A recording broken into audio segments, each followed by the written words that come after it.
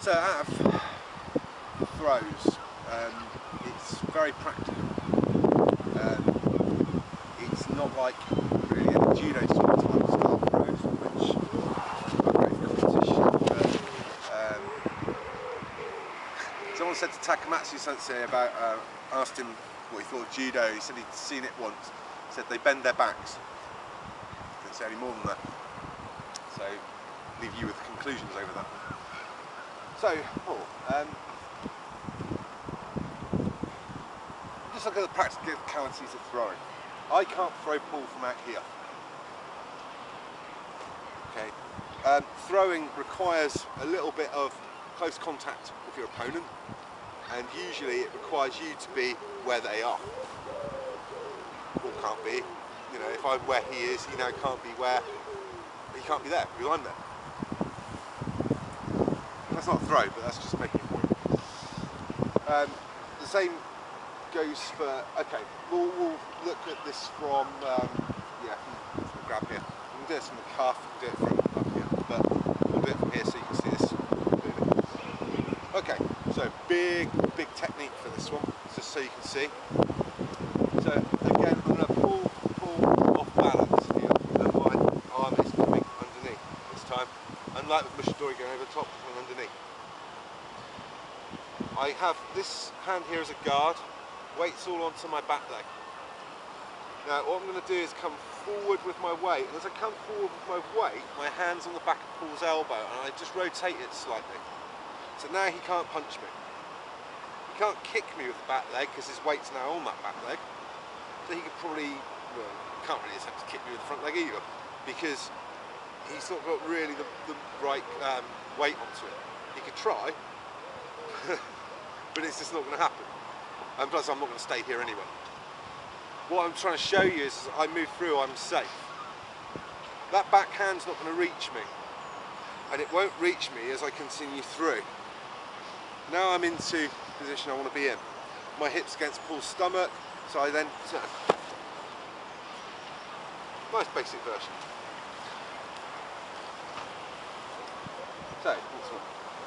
So I'm coming off 45 degrees, hands onto the inside of Paul's elbow. Now, as I said about my weight being on this back leg, I then turn as if I'm going to just take off and walk. What an old instructor said to me once, we do our blocks, etc. We come back, some back foots here. You don't then walk like this. Nobody does that. This is about being natural. Yeah.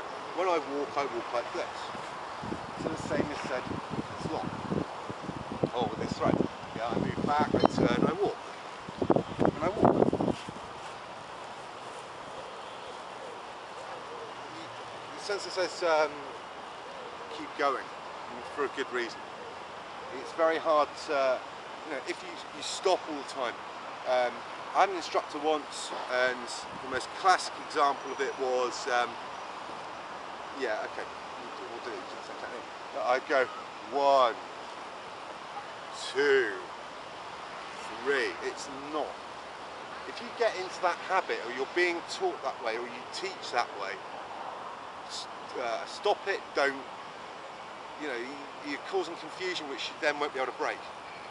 It should be a flowing motion.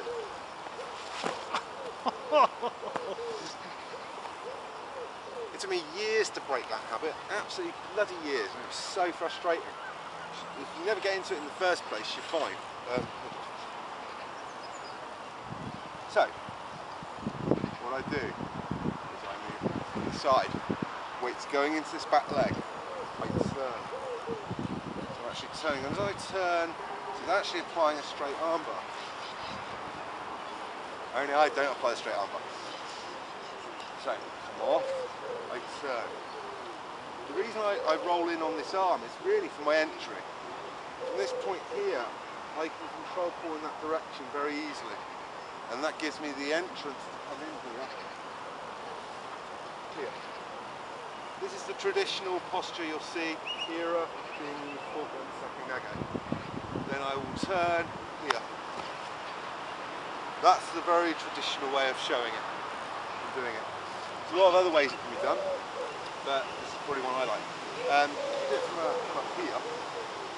Okay, now, slightly different because I can't come underneath.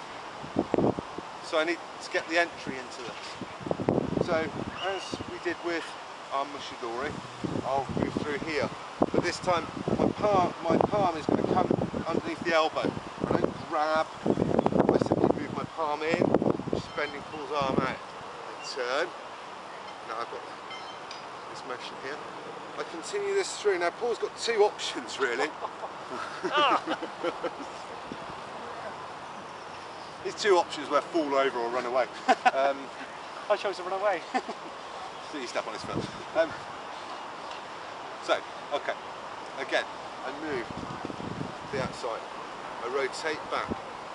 Now, there's a couple of things I could do, but we're looking simply for the entry to this Ganseki Nage.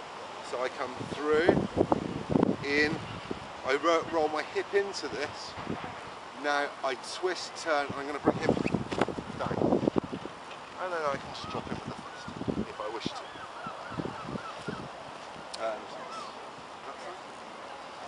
So, again, same proposition.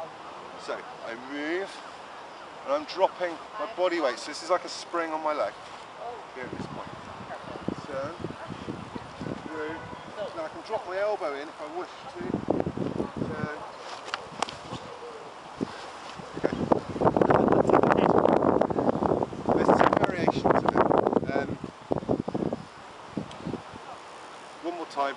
And then I'm going to leave it at that.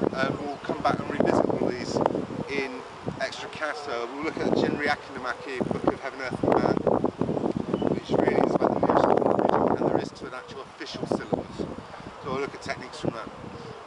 So one more time. So from our grab here, because this is quite awkward. You know, a lot of people think Kimiuchi judo style here. You know, this comes from armour fighting. So basically, for me to make my entry here, I bring Paul down. I release off here, then I can come through. As I come through, I can get my hip in. Right. Similar technique, slightly different, but but essentially the principle of this is exactly the same. So so what I'm doing, we'll do it from Kimiuchi so you can see. Proper Ganseki Nage. So I'm going to take Paul's balance into this side. He's still quite strong, as am I. But as I've released his jacket, from here I turn in. Now he's not so strong because of this hand. I then come through. So I'm getting his balance right in time. He could try and do something with his hand, but it's too late. So now all I have to do is turn. So really got three versions of the same technique. So have a go. And train safely. Thank you. Thank you.